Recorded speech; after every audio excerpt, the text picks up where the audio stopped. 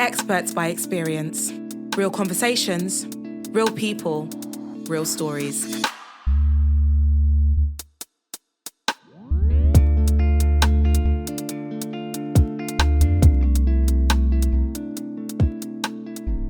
Hello and welcome back to another episode of our Experts by Experience podcast. Today I'm joined by a lovely new guest. Would you like to introduce yourself? Yes, good morning, Nick. I'm Dunia. I am a mother to 4 children and a grandson. I am the founder of 2 CICs, Manhood from Within and A Life of Choices. And another important title, I am a mother of a prisoner. Lovely. Thank you so much. Can you start by talking to us about the inspiration behind starting your platform, A Life of Choices? Yes, so initially I started with A Life of Choices as a social enterprise. And A Life of Choices was born as a result of going through one of the most difficult chapters in my life. And that was my son's sentencing, a life sentence with a minimum of 22 years. And the shock is still something, that it's in my system, in my family's life. We are still trying to make sense of it. But when we suddenly found ourselves in this reality, as a mom, I took one entire year of doing nothing but grieving.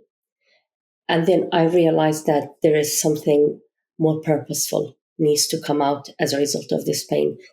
And it was at that point where I decided to start A Life of Choices. Wow. So really at that pivotal moment when you said you had that year of grieving, that year of processing what had happened. And what do you think was that turning point of going, I need to turn this grief into something else? So as a mom, and that's what you do as a mom, you go above and beyond your abilities to shift the narrative. And it was in that moment when I decided to do something. The first thing I remember I done was just a quick reality check. What can I do? And I remember at that point, my 2 youngest ones were 2 and 4.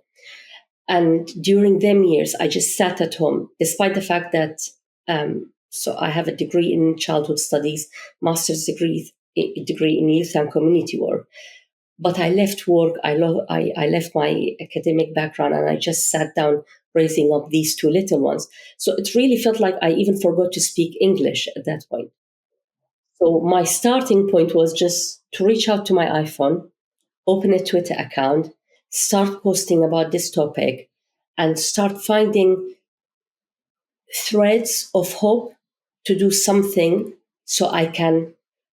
The vision was not clear, but I knew that I needed to do something. I knew that this story needs to go out there. I knew that it was very wrong to give up to the narrative that we are so familiar to, the victim perpetrator, which means angel, monster, and looking at perpetrators' side of families as broken homes who has nothing to contribute. They are just failures, producing criminals to the society. This narrative was killing me because that was not us. And I'm sure so many young people who end up get tangled up in this lifestyle, they don't come from broken home. They are just not seen. So, and this is not just me being biased, this is statistics. They are coming from being victims first, and because of not having positive intervention, it's very easy for them to become the perpetrator next. Yeah, absolutely. And it's a very quick cycle. And I don't think we talk enough about the victim perpetrator or harmed and harmer intersection, how most people have experienced both, that are sitting within our justice system. You are very true. You are very right, Nick, because in my son's circumstances, it took 2 text messages between 4 days. The first one to tell me that my son was stabbed multiple times, 1 inch away from being paralyzed. And therefore, my son took part in chasing after a young person who so unfortunately, was killed on that day. And between day 1 and 4, as a mom, I tried everything possible to stop the escalation, to make sure nothing more, traumatic is just around the corner. As a mom, I knew it was coming, and nothing was available. So within 4 days, it all happened. Yeah, absolutely. I mean, a huge amount of pain and grieving and adjustment, I can imagine, for you and your family. And it just feels inspirational to hear you talking about turning that into something else. How do you feel the themes of choice and transformation show up in your story? How are those two things showing up? It defined it still defines my life, and my entire life and the 2 platforms I created just evolves around it. When life hits hard, you have one of 2 choices. You either just stay on your knees, or you decide to stand up, and you can choose from them. So this is where the choice bit comes from. And then when you choose to stand up, you are not just creating transformation to yourself, you're doing it to your surroundings as well. And especially if you have other children. This is another thing that we miss a lot. We have, luckily, some literatures now talks about the impact of parents' imprisonment on children, but we're not talking about the impact of imprisonment of children on the parents and the siblings. Mm-hmm. And again, we have statistics that shows that siblings are at higher risk of being tangled up in this same lifestyle unless something is shifting.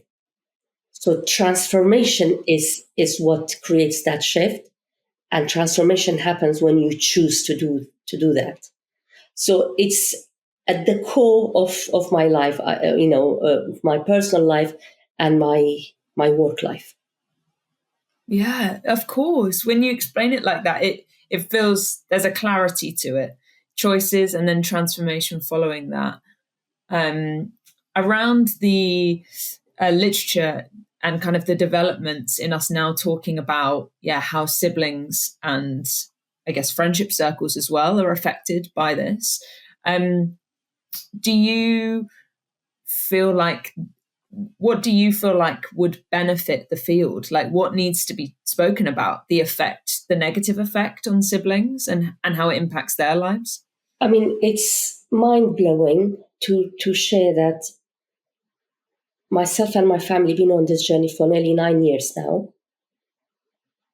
As a life coach, as a trainer, as a facilitator, as so many things that I have become as a result of this experience. I see lots of mothers in particular and some fathers. I work with families, and I am still the only mother. Not the only mother, no. I came across one other lady who speaks up about her experience. But in general, it's very, very rare to hear from mothers of prisoners. If you don't hear from them, how can you understand the bigger picture? If on government level, politicians, policymakers, these people who sit up there, if they are claiming that they are looking for solutions and tackling knife crime and youth violence and all of that, if you are not speaking to half of the story, how are you claiming that you are looking for solutions? Changing that, creating safe spaces for mothers in my position to come up and speak and share, it will give great learning opportunities for the people up there who are claiming that they're looking for solutions, as well as breaking this ice between, us against them mindset in the society. We all live in this community. So our children all go to the same schools. So it's in everybody's best interest if we try to normalize what's happening and listen to each other instead of the stigma and the labeling and everything else that comes with the shame and guilt. Mm. Yeah, Dunia, so well put. Because we become so bound by feelings and experiences that produce shame, guilt, embarrassment, that we then, like you say, we don't talk. And then how do we learn? Yeah, definitely. How, in this work that you do you bring in your own experience? So obviously it underpins all of it and the reason that you're doing this work, but how do you feel like your own experience helps you to connect with those other mothers or those other families? I don't know if it's okay to share this. So the very beginning, when I called the social enterprise, which I have now changed the legal structure, it's a CIC now. The reason I called it a life of choices is because I believe in that. You have choices in life. And it's also because the first three letters is my son's name. So I wanted to be very grounded in my story when I'm delivering this work. And when I speak to moms, when I'm doing coaching with them, when I'm delivering workshop to parents, I speak their language. I know what's happening inside of their hearts and in their head. I know what it means when it's Christmas or Eid. I just know it because I live it. When I work with men in prison and, English is my third language, go there, speak with accent, they might think I don't know about their pain and their background. As soon as I share that I know what you are feeling because my son is one of you, straight away the masks are fallen. Straight away that bonding of trust and openness is there. So my story is the start point of everything that I do with my work because it just provides trust, understanding, making sure that everybody's feeling safe. And I think if you haven't lived it, doesn't matter if I've got master's degree, you can't get it necessarily from master's degree. When you live it, you just feel it. So it becomes natural and they pick up on that vibe.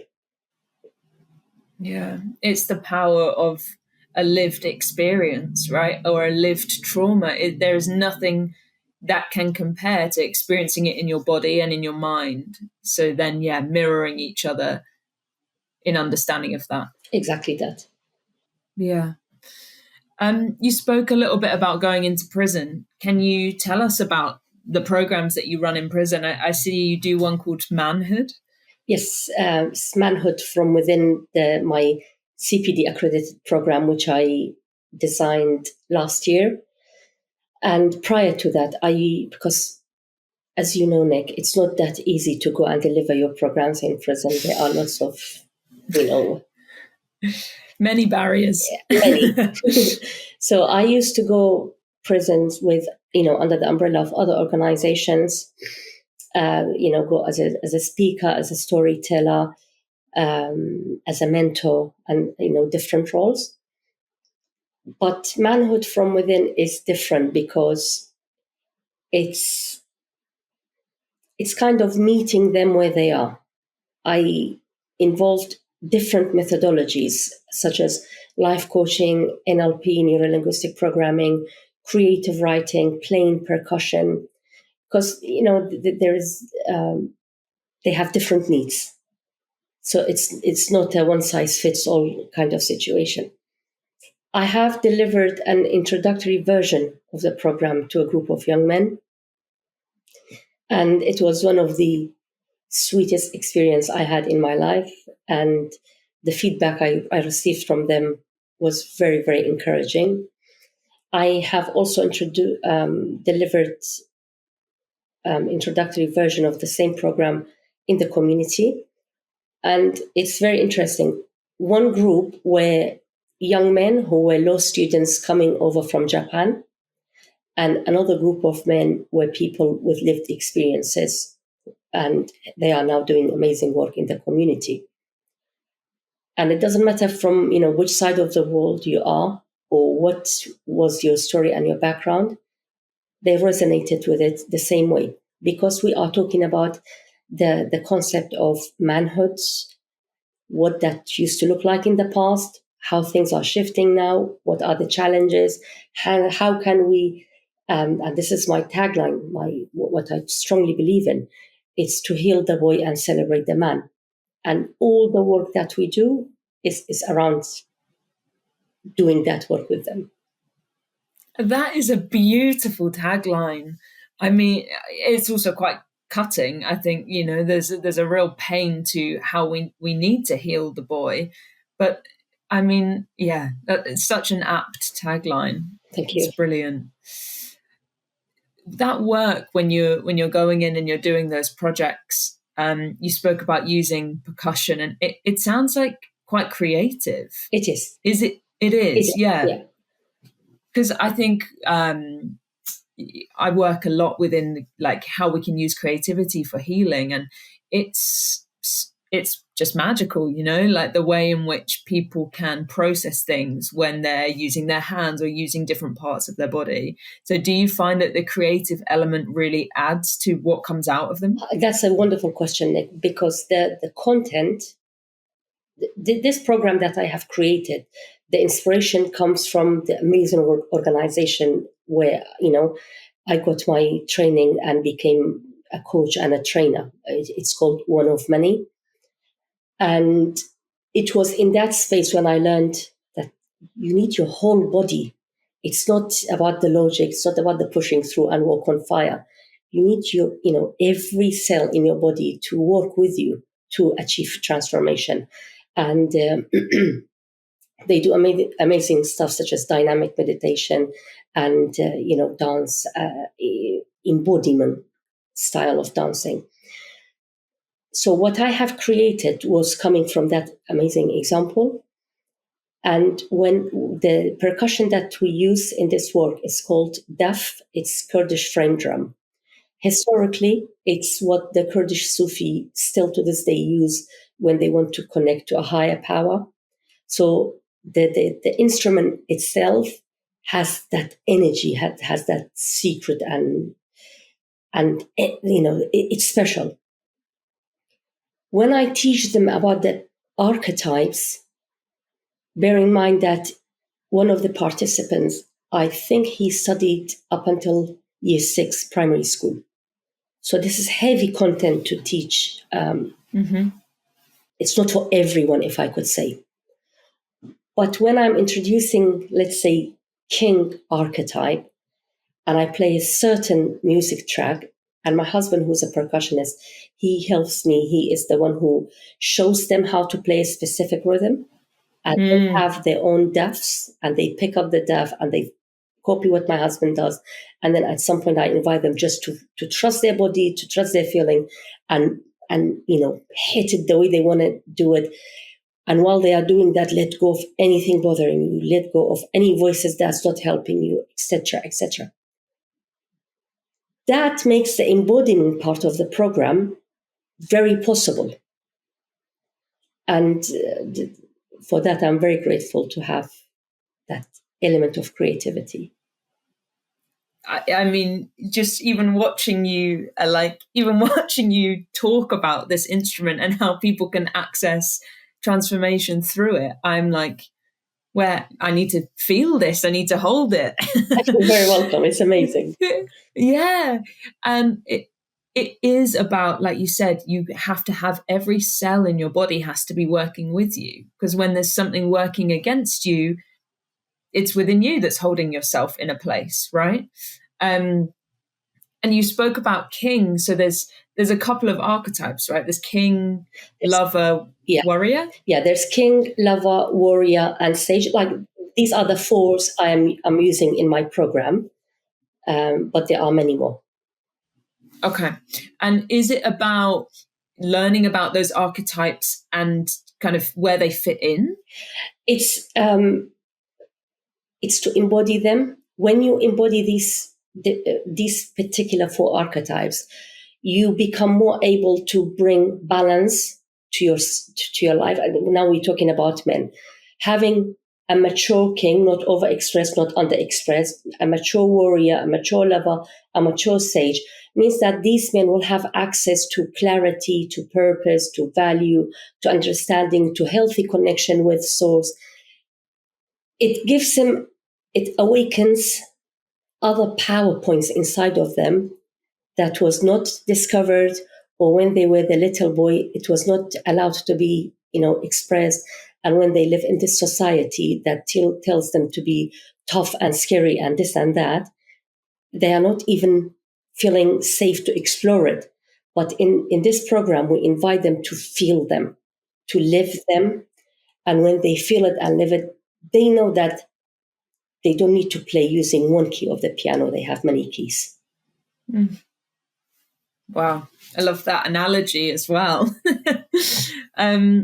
Okay. Yeah, really helpful to understand some of the things that will be explored. I mean, Dunia, this podcast we try and stream it within National Prison Radio as well. So anyone that's listening that this might be of use to right now, even just, looking into those 4 archetypes. And if you can't take part in this course right now, what could it look like to read up on those archetypes, and what could they be to you? We're right at the end in terms of our time that we have today. I guess my last question for you to kind of round things off would be if you could impart any advice to anyone currently going through this, so a mother or a family who's currently really in the thick of experiencing what you have. Reach out to the right people. You need to build your network of support, because it's a very, very lonely journey. It's a very painful journey, but there are good people out there who either been where you are or experience something similar to that. So reach out, build your network. And when you have like-minded people walking next to you, you can overcome the struggle with less damage, and you come out stronger on the other side. My God, the strength you get out of hardship is mind-blowing. But you don't have to do it. If you're a woman, you don't have to do it as a superwoman. If you're a man, you don't have to do it as a superman. Do it as a human being. We need human to overcome struggles in life. Amazing. Thank you so much, Dunia. I appreciate your time. You're very welcome, Nick.